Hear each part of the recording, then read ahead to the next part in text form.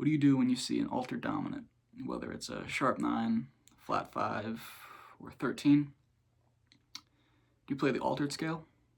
Because if that's the only thing you know about altered dominants, you're missing out on a lot.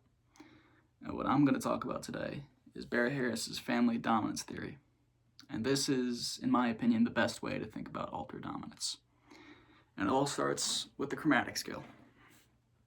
The chromatic scale has 12 notes. And if you split the chromatic scale in two, you get two whole tone scales with 6 notes each. Then if you take 2 notes of one whole tone, 2 notes of the other whole tone, put them together, you get a diminished chord.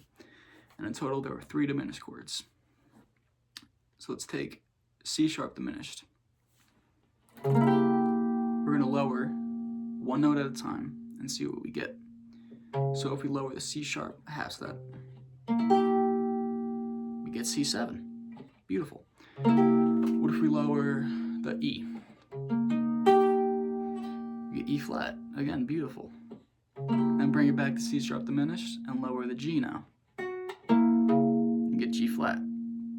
Bring it back to C sharp. Lower the B flat. You get A flat. All these dominant 7 chords, C7, E flat 7, G flat 7, A7, they're all part of the same diminished and all part of the same family.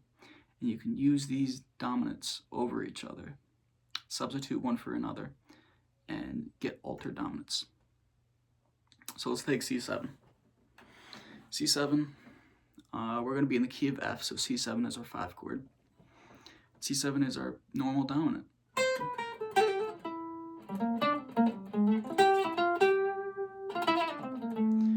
This is what you're going to be playing most of the time. And this is one that you want to have on lock if you're going to be playing jazz. And the best way to think about this one, in my opinion, is it's your water, right? Nothing special, but it's clean. You don't have any ugly notes. And frankly, you need your water to survive.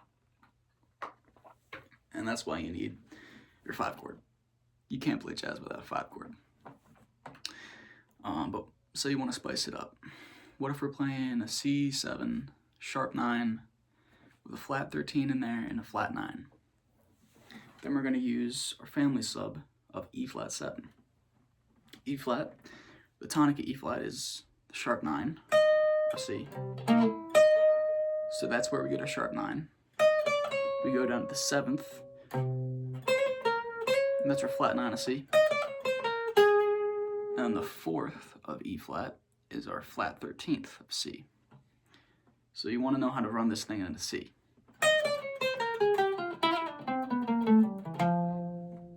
And you get that beautiful sound. And this E flat, I like to think of this as your coffee. It's dark, it's bitter, it's a bit energizing when you hear it. But when you hear it for the first time, just like when you taste coffee for the first time, it's kind of off-putting. And you're thinking to yourself, this is weird. Why do people play this? Why do people drink this? But once you hear it enough, and once you taste coffee enough, you realize that behind the initial bitterness and the initial darkness, there's this richness to it that you don't get anywhere else. That's what's beautiful about using E flat 7 on top of C. And you can use this a lot, say if you're going to a minor chord, very popular to use.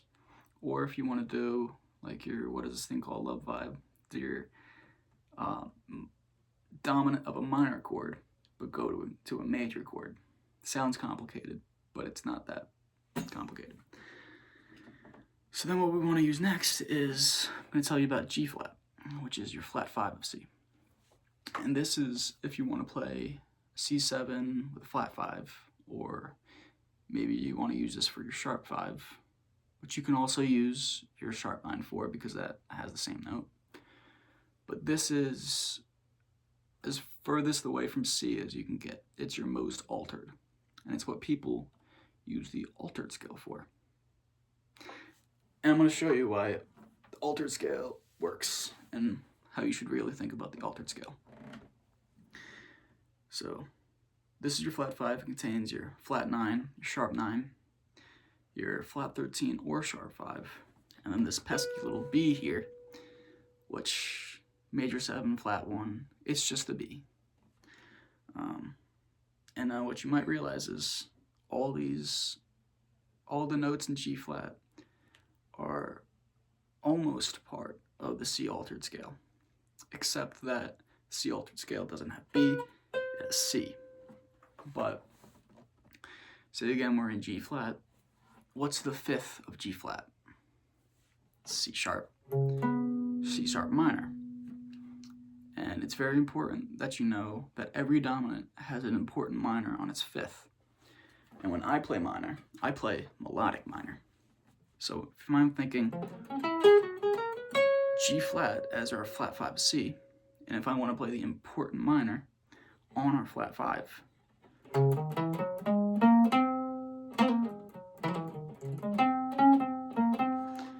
and thus you have your altered scale, which many people tell you to just play half step above C, play melodic minor, but that doesn't tell you where it comes from.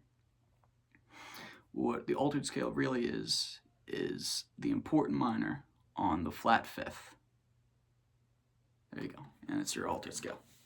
So the last one we're going to talk about is, before I go to the last one, this tritone, the flat 5, the drink I associate with this one is whiskey. Whiskey is even more bitter than coffee. It's even darker than coffee, and it's even more off-putting the first time you have coffee. But just like coffee, once you hear it enough, once you taste whiskey enough, you understand that there's another richness to this, and it's even deeper than coffee.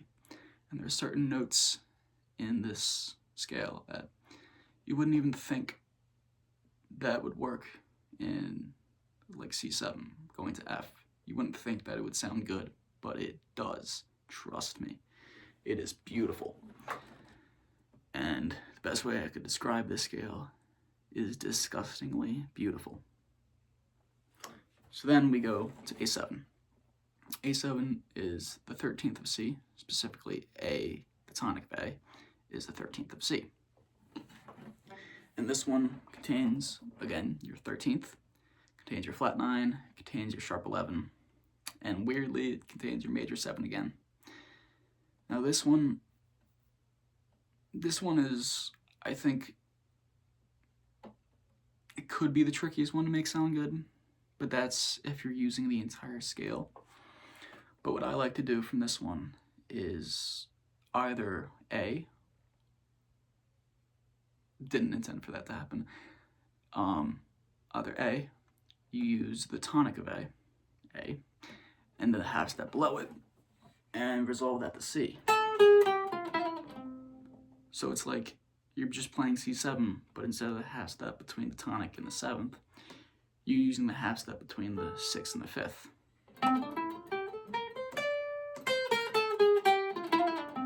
And that goes well with your G minor 9, a C 13th. Every like neo jazz, neo soul, whatever you want to think of it, knows that, especially if you play guitar. And then option B is you use the 3rd of A, which is the flat 9 of C. And this is very popular if you're doing your blues in C, which for the 7th of 8th bar, you want to use C. I usually think C major, because I like resolving that to the A, and then using the dominant 7th of C. But let's just pretend it's all dominant. You're going to do going up dominant, going down, but then landing on the 3rd of A. And then after that, use the tonic of C as a passing tone, land on B flat, and keep going down.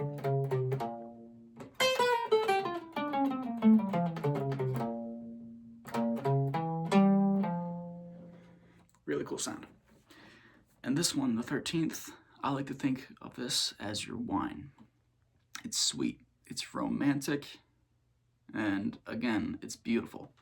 But if you use too much of it, say if you use the whole A7 scale too much, it's too sweet, and too sweet makes you throw up. So you want to be careful about how much you use that one. And there are our 4 dominants. You have your normal one, your C7, your water. You have your sharp 9, your E flat, your coffee. You have your flat 5, your G flat, your whiskey, and your 13th, your A, your wine. Now you can think of any analogy you want to do for this, but I like thinking of these drinks. Makes sense to me. Now, the last thing I want to talk about is what we just did for the A, and that's not using the entire scale. Sometimes you don't want all these alternates. You just want, say, the tonic. Let's take G flat, for example. If you want only the flat 5th of C, but everything else the same, let's use the tonic of G flat and use its half step to resolve to the 7th of G flat, the 3rd of C. So that would be simply, now we're back in C. Start on the flat 5, half step to E. That. And the other way we can get there is starting on C descending. C, B flat, going to the tonic of A, G, going to the tonic of G flat. So just a couple ways to think about that with just the tonics. Then the last one is, again, using our flat 9, which the flat 9 is the last note of the diminished. And by completing the diminished, you get one, you can call it like one note to represent each dominant. That works. Or you can just think of this as what are your diminished. And if we're thinking C, C sharp is the flat 9, C sharp is the 7th of E flat, C sharp is the 5th of G flat, and C sharp is the 3rd of A. So something you can do is play C major, but then land on the 3rd of A, the 5th of G flat, 7th of E flat, or the flat 9 of C. And then again, using your C as your passing tone, going to E flat. And just like an A, this works for everything. You can think of this as you're using a bit of E flat. You can think of it as you're using a bit of the tritone, your flat 5. You can think of it as you're using the 3rd of A, your 13th. And you can create some really beautiful stuff with just using a little bit of each scale. And that's your very complicated but very shallow explanation of your family of dominants. There is so much to this stuff that there's still so much for me to discover, and this is one of the things that I'm very excited about, and I hope you get excited about it too. I hope you understood this, because I did go pretty fast, because there's a lot of information. But I suggest practicing this stuff, running scales into each other, say running E flat into C, or like G flat into C.